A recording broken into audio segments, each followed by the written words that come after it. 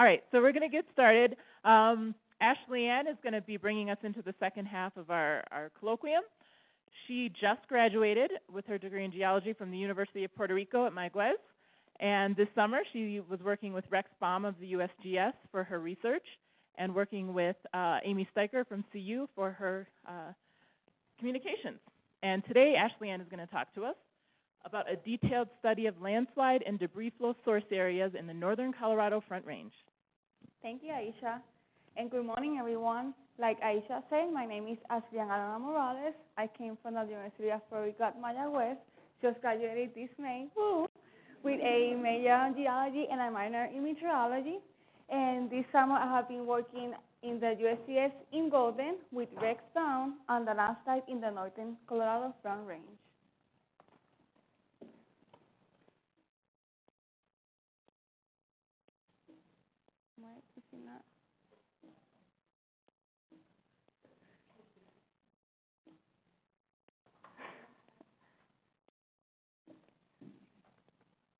Okay, thank you.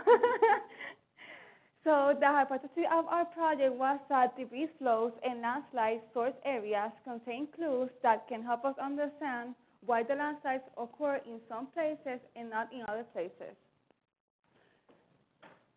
More specifically, we want to know why the landslides occur in these areas and not in these other areas. As a review, landslide are downslope movements I don't know what happened, sorry guys. So landslide is a downslope movement of rock and debris, and they can be caused by natural or man-made processes, and they can occur in any type of relief. We have 4 different types of landslides: the rock slide, slump, rockfall, and debris flow, which I'm going to be talking more about it in my project. As a reminder, debris flows is a fast-moving landslide that can occur in a wide variety of environments. So in the past time, Colorado has had landslide events that have affected this area in a greater way. One of these examples was the one that occurred on July 28 of 1999, where an afternoon thunderstorm triggered 480 alpha debris flows. This thunderstorm created 43 millimeters of rain in 4 hours, where 35 millimeters of rain fell in the first 2 hours. These debris flows caused by this storm were initiated by 3 different processes. The first process was responsible for 11% of the landslides, initiated as a mobilization of shallow landslides in vegetated colloquium. The second process was responsible for 79% of the landslides, and it initiated by the mobilization of the eroded material in the unvegetated hill slope areas. And the third process was responsible for 10% of the landslides, and it was caused by the overflow concentration in the steepest bedrock channels. If we move farther away in history, we also have had other events that have affected this area. For example, the Greater Denver flood that occurred in May 5 of 1973, where it started on Saturday, and by late Sunday, the ground was so saturated because of the precipitation that it has been constantly having that triggered the flood stage of the landslide, of the stream, The landslides, debris flows, and mud flows were initiated as a saturation of the hill slope in the Front Range. The other example that I have is the Big Thompson flood, which occurred in July 31 of 1976, and it caused also floods on the area, and the debris flows, debris slides, debris avalanche, rock falls, and rock slides were initiated in the downpour areas. However, the principal source of these landslides was the saturation of the soil. In a more recent time, last September 2013, we had continuous rainfall that occurred and caused flooding and widespread landslides. During the weeks of September 13 and September 26, the USGS took 3 different flights to determine the area extension of the landslides. In addition to doing Doing the local characteristics of the nature and timing of the landslides. They also did some ground recognition, which I used as background for my project. With the observations that they made on the field, they were able to determine that debris flows was the most common landslide to occur in this event. In terms of my summer project, I have been working on the details of landslide debris flow source areas, trying to determine the distribution and characteristics of the landslides that occur in September.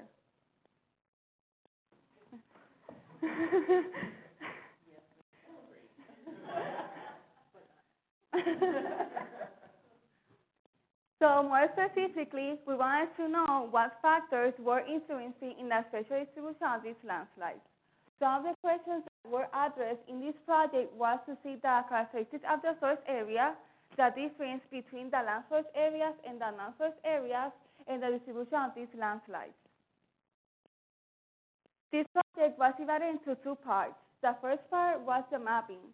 An existing map of Boulder and El Dorado Springs area already exists, and they were improved by adding an outline of the source areas as transport and depositional zones. So I have that the green points are demonstrating the scarp of the landslides, and the red lines demonstrate how far they ran out.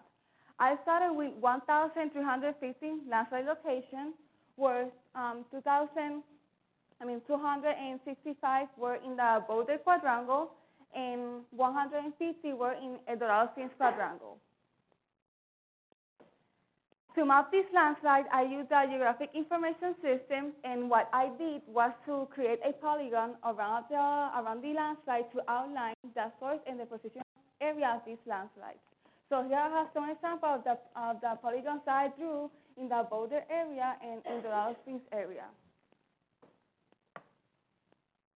The second part of this project was the fieldwork, which was conducted in the northern Colorado Park. 4 landslides were studied in a Boulder Quadrangle, and 2 of them were in a Dorado Springs Quadrangle. This fieldwork was conducted to measure the dimension of the landslides and record some characteristics of the land source area. One of the measurements that we did on this landslide was to measure the depth of the landslide, the length of the landslide, and the width of the landslide.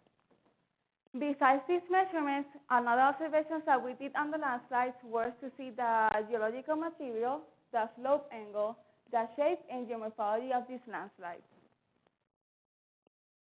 With this observation obtained, we wanted to determine what factors were influencing these landslide source areas. So some of the characteristics that we saw, first in the, like I mentioned before, we studied these source areas with landslides in the northern part of Colorado. The 4 landslides were in Boulder were in the Pine Brook Hills area, and some of the observations that we noticed was the vegetation was mostly grass, the source material was colluvium, the geomorphology was open slope, and the shape was irregular rectangle to irregular circle. The other 2 landslides were near the Cross Reservoir in El Dorado Springs Quadrangle, and one of the observations that we noticed was that the vegetation was mostly sparse grass, the source material was colluvium, the geomorphology was open slope, and the shape was irregular rectangle. With the database obtained from EIS, we were able to create 2 pie charts to see the most common ecologic and geomorphic settings that landslides obtain in this area. We were able to notice that the vegetation that was mostly surrounding these areas was the sparse trees with 50%, and followed by grass with 37%. In terms of the geomorphic setting, we saw that the majority of the landslides were located in an open slope geomorphic setting, with 74% of these landslides being located in this area. With these observations that we made on the field, we were able to see some similarities and differences in these landslides. Some of the similarities that we saw was the slope, which ranged from 28 degrees to 35 degrees. The slope angles that we measured on the field were within 3 degrees of the angle measurements corresponding to the headscarp of the location of the GIS. And the average of this landslide for the source angle for the 415 landslides in the Boulder and the Doral Springs quadrangle was 27 degrees.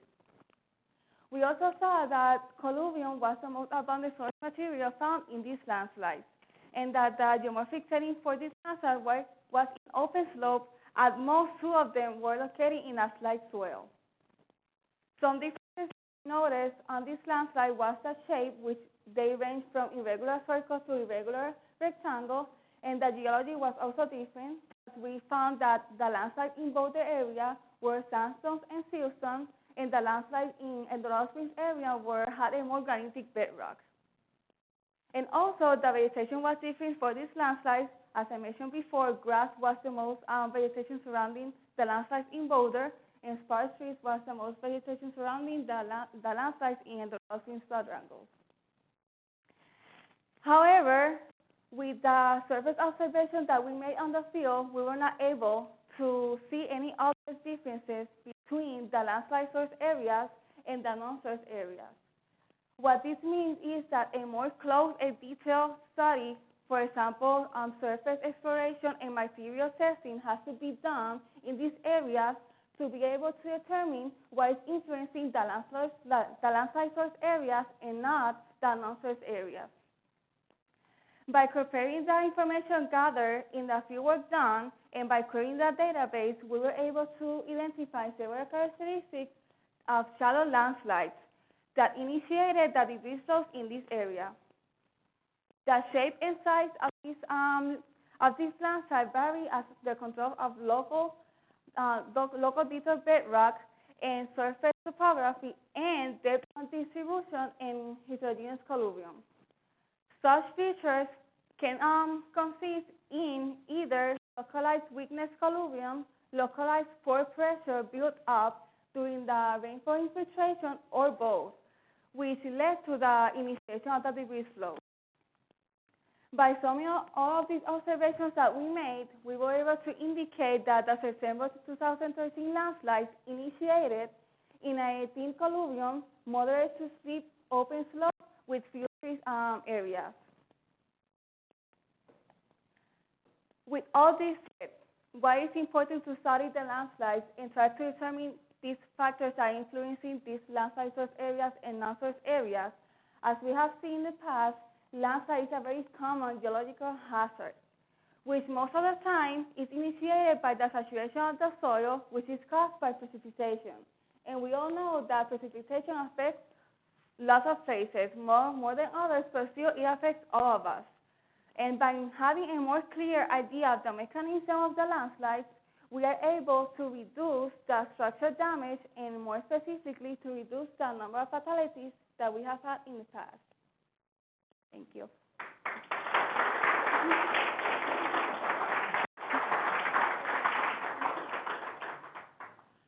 All right. Thank you, Ashlyann. Do we have any questions?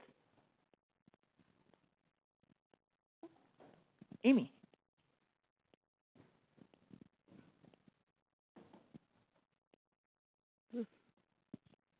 Okay. So in terms of your data from the landslide occurrences, were you able to, so first of all, I'm really curious, did you get any damage or notable damage from the Boulder flood this past fall? No. The landslide that we studied were only like in the upper hillside, so we didn't see any damage that it did for this area. Thank you. Any other questions? Peter. I'm interested in the types of hill slopes on which these occurred. You said were mostly open slopes, and about a quarter of them were swales. At most, 2 of them were slightly swale. Can you describe the differences between those 2 landscapes? Okay, so open slope is when you're in the hillside and you see the landslide, but they're the mountain is almost flat. So in this area, these are located in open slope because we see it's almost flat, the area where they occur, and a swale is when we have it's almost like a valley, so we have a more a descent of the hills, but not a big one like a valley. So that's some of the differences. Thank you. And I think we have a question online. Can you type it and we can read it? Oh,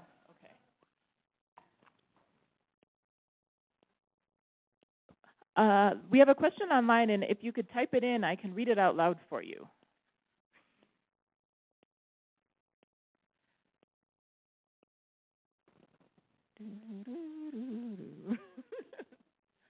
Okay, well. All right, so maybe we can come back to that if we have a little bit of time later. Okay. Oh, Jackie has a question.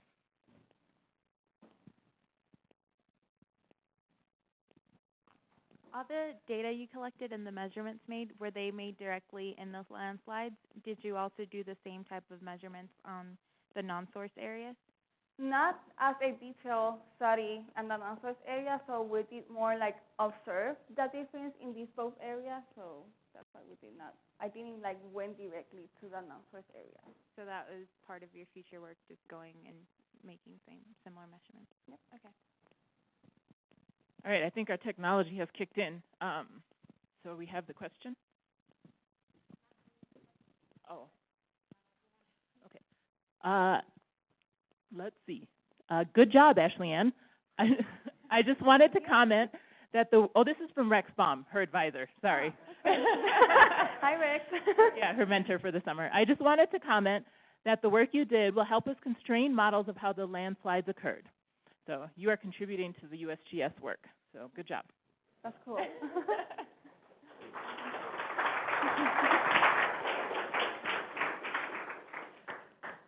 All right.